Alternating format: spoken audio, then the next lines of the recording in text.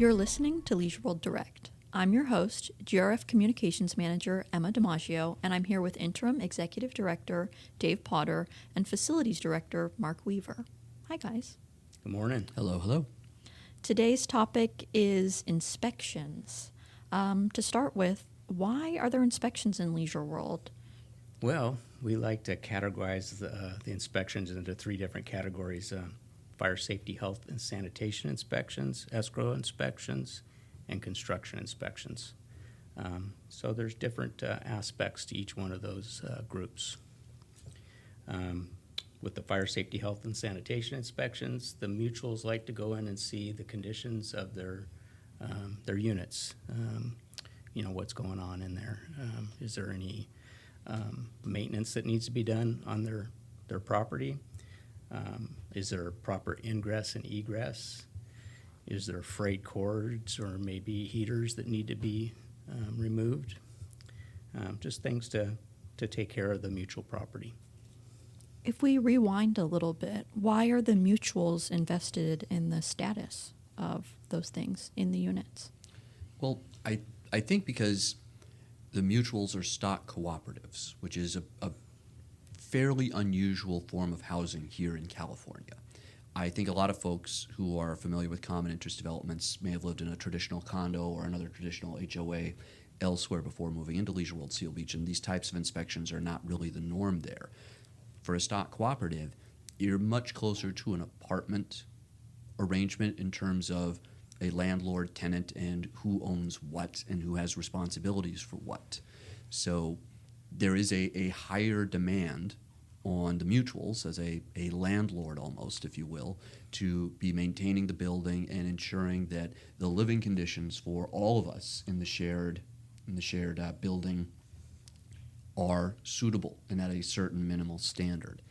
And that's where the need and the drive for these inspections come from, because at the end of the day, the frayed cord that you're talking about, that could impact the whole building in a very negative manner. And since the mutual is responsible for a lot of not just the building itself, but a lot of the contents in the building in a lot of cases, there's a higher level of interest in making sure that everything here is at a certain minimal standard for everybody's safety and health and well-being. True, it just limits the risk to the mutual corporations and trust property. Can you go into some of the other inspections? Sure. So our escrow inspections are basically conducted when a member is wanting to sell their share stock, and then there's a group of inspections that documents what's standard versus what's non-standard, the condition of the apartment, if there's anything that needs to take place before the transfer of the sale of stock is completed. So that's the inspections basically with the escrow. And then you go into construction. So the mutuals do allow residents to make modifications to their apartment based on their independent policies, which are different from mutual to mutual, everybody knows. And we inspect the process. We make sure the contractors are vetted, make sure that the contracts are followed as approved by the mutual. And that's basically the three different components of inspections with the physical properties. For a resident who is living in Leisure World day to day, year to year, what kind of inspection is going to be most common for them? Mostly the fire safety, health, and sanitation. Those are conducted based on mutual policy again, either yearly or biannually. So either every year or every other year. What does an inspection like that look like? Who is inspecting? It's the physical property department. We have 9 building inspectors. They're ICC certified or in the process of working on their ICC certification. So they're very adverse to the building codes and things like that. So they'll go in and they'll inspect with the mutual representative and basically look at the things we were talking about, the proper ingress, egress, any components that need to be repaired, that kind of thing. For the layperson out there, what does ICC stand for? International Code Council. So there's a process and a schooling that takes place where our building inspectors are trained through that process, and they're certified at the end of that training. This is similar to what a building inspector for a city or a municipality might go through? Exactly. Okay.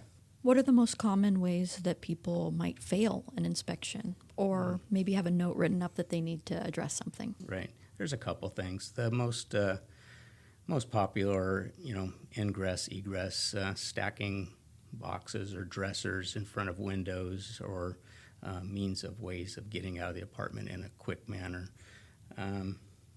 Some of the folks that have installed washer dryers in their apartment, they need to be reminded from time to time to clean their dryer vents.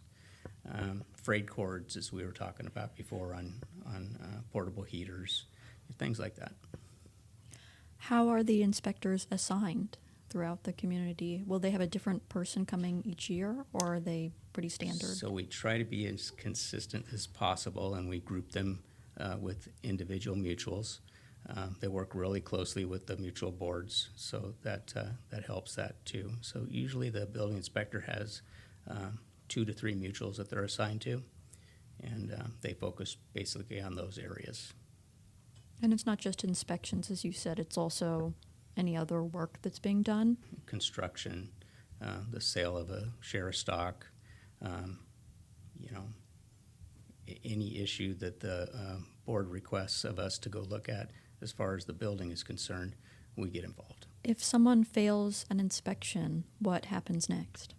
So if they're at the apartment at the time of inspection, we'll go over that with them, and they'll also receive a letter from the Golden Rain Foundation letting them know what needs to take place, and that we'll be back to do a reinspection on that apartment. Do they get warning beforehand that inspectors are coming? The letter that they get from the Golden Rain Foundation would be their warning. Okay. So yes, we don't make a practice of coming into people's homes without giving notice. Yeah. Right, and in the initiation of the inspection, we do post a 3-day notice letting them know that we will be there in advance. And that's posted on the front door, correct? It is, yes. Okay. And they don't have to be present for it? They do not, although a lot of people do like to have themselves be available, which I don't blame them. Is there a list of categories that people can review, or ways that they might fail an inspection, things that have to be done a certain way that they can review beforehand? Nothing really in writing. They have to go along with their occupancy agreement, maybe take a look at that, and that gives them their direction. Common sense stuff. Can you explain some of the potential consequences of, let's say, a resident finds the inspections not very pleasant experience, they don't want there to be inspections anymore? What are the consequences or potential consequences if there were no inspections of mutual property? Well, first thing right off the bat, that frayed wire we were talking about a little while ago, that could cause damage to the building and their neighbors, and the risk would be much greater. I was going to say, because this isn't just about going through and finding, John Smith is doing X, Y, and Z incorrectly and needs to fix that. It's also about examining the things that are the mutual's responsibility as well, and finding any shortcomings that are there that need to be taken care of in advance, Exactly. correct? I mean, anything from a drippy faucet to maybe a water heater that's getting ready to leak, So we try to look at all the mutual components and make sure they're in good working order. So I think people sometimes have an adverse reaction because they see the things that they get notes back about to correct, but the mutual themselves will also get a long laundry list of things that need to be corrected and need to be dealt with too. That's correct. Is there anything else you think would be important for people to understand about this process? It doesn't take very long, and it is a good idea to go through it and get it done, just to be on the safe side, more like a proactive measure. You've been listening to Leisure World Direct.